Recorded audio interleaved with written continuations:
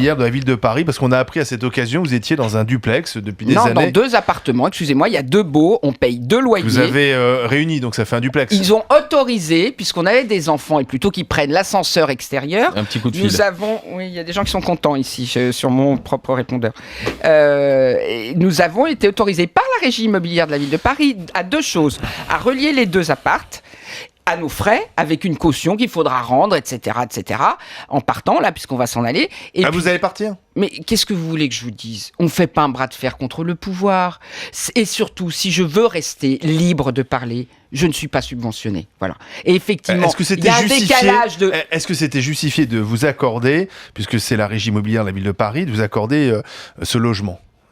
Mais parfaitement, nous ne gagnons pas beaucoup d'argent. C'est un appartement à loyer normal, c'est pas un logement social. Pas du tout. Nous payons 1 600 €. Ah bah, c'est pas le prix de Paris. En ce Alors, moment, je vais vous dire, quand ça fait 30 ans que vous êtes dans le même appartement, eh ben, je vous assure, vous pouvez prendre sur le marché, on paierait la même chose, ou quasiment. Alors, ne me dites pas ça parce que ça fait 30 ans qu'on est dedans.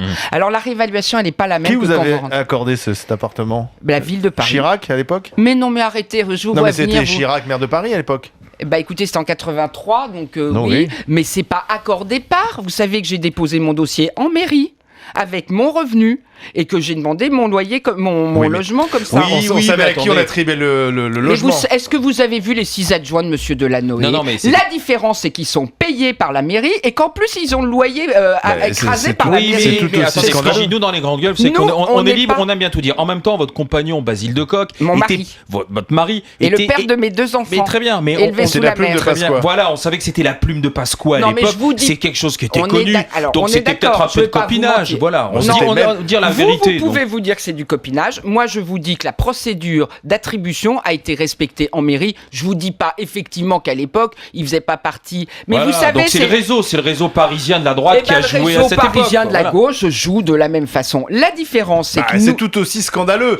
Aujourd'hui, dans une ville comme Paris, dites-le à Bertrand Delanoë. Il y a des familles qui attendent désespérément un logement qui ne peuvent pas se loger. C'est scandaleux de voir qu'il y a des passe-droits, que c'est plus facile d'avoir un logement et c'est pas toujours mérité. Voilà, quand on connaît le maire ou l'adjoint au maire. Écoutez-moi, écoutez, refaites le système du pouvoir, et puis ça, on le refait tous les jours dans les grandes gueules. Écoutez-moi. La différence, c'est que nous sommes aujourd'hui journalistes. Nous ne vivons que de nos auto-revenus. On a dit que vous aviez d'autres propriétés. Vous étiez propriétaire à côté. Attendez, je peux terminer sur les revenus, parce que c'est attribué en fonction des revenus. Le revenu, il n'est pas dépendant déjà des mêmes entités de pouvoir.